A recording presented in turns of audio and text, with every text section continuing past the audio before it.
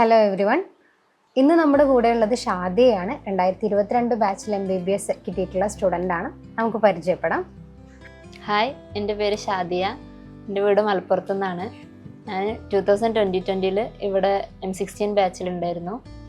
ഇപ്പോൾ government Erode medical കോളേജിൽ second year ആണ്. എന്നിട്ട് എന്തൊക്കെയാണ് ക്യാമ്പസ് വിശേഷങ്ങൾ? മെഡിക്കൽ കോളേജ് അവിടെ തമിഴ്നാട് എങ്ങനെ ഉഷാറായിട്ട് പോകുന്നു?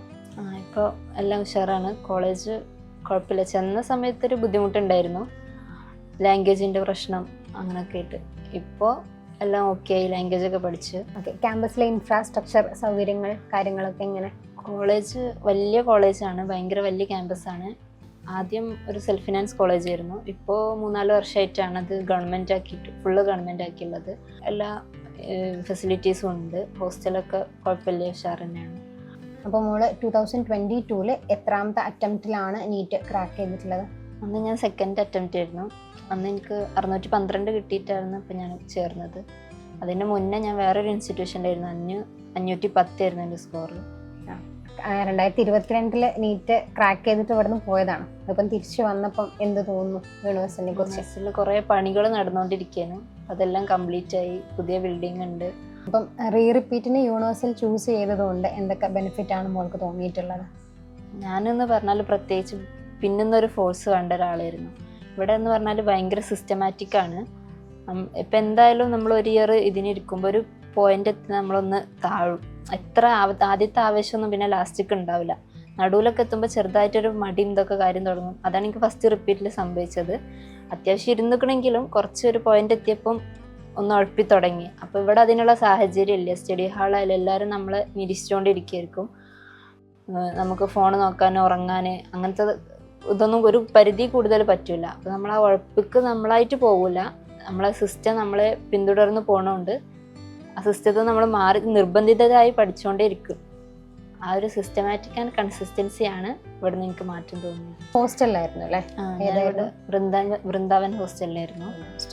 ഹോസ്റ്റൽ എത്രത്തോളം ഇൻഫ്ലുവൻസ് ചെയ്തിട്ടുണ്ട് പഠനത്തിൽ? നല്ല ഹോസ്റ്റലാണ് മെയിൻ ഇൻഫ്ലുവൻസ് ചെയ്തത്.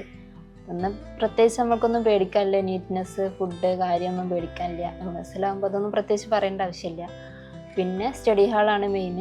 നമ്മൾ അവിടെ ഇപ്പം ഞാനൊക്കെ എന്ന് പറഞ്ഞാൽ എവിടെയും കൂടുതൽ പഠിച്ചിട്ടില്ല, കുറഞ്ഞ് പഠിച്ചിട്ടില്ല. ചെന്ന അന്ന് മുതൽ ലാസ്റ്റ് ഞാൻ നീറ്റിൻ്റെ അന്നാണ് പോകുന്നത്. അതുവരെ 5:30 to രാത്രി 11 മണി വരെ അതെന്നും കൺസിസ്റ്റൻ്റ് ആയിരുന്നു.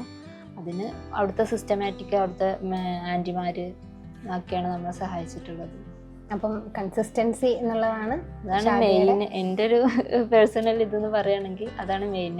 തുടക്കത്തിൽ ഭയങ്കര ആവേശമായിരിക്കും. നമ്മൾ ഒരു തിരഞ്ഞെടുത്തതല്ലേ, അത് നല്ല രീതിയിൽ ചെയ്യാമെന്നൊക്കെ വിചാരിച്ചു. പിന്നെ ഇപ്രാവശ്യം എന്നൊക്കെ പറഞ്ഞാൽ കറക്റ്റ് 1 വർഷം നമുക്ക് വരാണ്ട്. ഞാൻ ചെയ്ത സമയത്ത് ഞാൻ 6 മാസം വന്നിട്ട് കൊറോണ ഒക്കെ തള്ളി നീക്കി ലാസ്റ്റ് ഞാൻ ചേർന്നിട്ട് 6 മാസമാണ് എനിക്ക് കോഴ്സ് എടുക്കേണ്ടി വന്നിട്ടുള്ളൂ. റിപ്പീറ്റ് ഞാൻ ചെയ്യേണ്ടി വന്നത്. അപ്പോൾ ഇപ്രാവശ്യം 1 വർഷം ഒക്കെ വരുന്നതുകൊണ്ട് നമ്മൾ എന്തായാലും ഉഴപ്പി പോകാൻ ചാൻസ് ഉണ്ട് എവിടെയെങ്കിലും ഒരു പോയിന്റ് വെച്ച്. പിന്നെ യൂണിവേഴ്സിറ്റിയുടെ ലൈബ്രറി കാര്യങ്ങളൊക്കെ യൂസ് ചെയ്തിട്ടുണ്ടായിരുന്നു? ലാസ്റ്റ് സമയമൊക്കെ ആകുമ്പോൾ യൂണിവേഴ്സിറ്റിൻ്റെ ലൈബ്രറി, അതേപോലെ മെറ്റീരിയൽസ്. ബയോളജിയൊക്കെ ഞാൻ മെയിൻ പുറത്തുനിന്ന് വല്ലാണ്ട് ഇതും ചെയ്യലില്ലായിരുന്നു. നമ്മളെ ഇവിടുത്തെ മെറ്റീരിയലിന് തന്നെ NCERT എക്സ്ട്രാക്റ്റ് എന്ന് പറഞ്ഞ ക്വസ്റ്റ്യൻസ് ഉണ്ടായിരുന്നു. അപ്പം അതൊക്കെ ഭയങ്കര ബെനിഫിറ്റായി തോന്നിയതാണ്. മെറ്റീരിയൽസ് വേറെ ഏതൊക്കെയാണ് ഫോളോ ചെയ്തിട്ടുണ്ടായിരുന്നത്? പിന്നെ കാര്യമായിട്ട് MTG. പിന്നെ എന്തൊക്കെയാണ് ഷാദിയയുടെ ഫ്യൂച്ചർ പ്ലാൻസ്? ഇപ്പം സെക്കൻഡ് ഇയർ അല്ലേ? അപ്പം ഞാൻ പോസ്റ്റിങ്സിനൊക്കെ പോയി തുടങ്ങിയിട്ടുള്ളൂ. അപ്പം കണ്ടപ്പോൾ മെഡിസിൻ കുഴപ്പമില്ല തോന്നി. ജനറൽ മെഡിസിനിൽ PG എടുത്താൽ കൊള്ളാമെന്നുണ്ട്.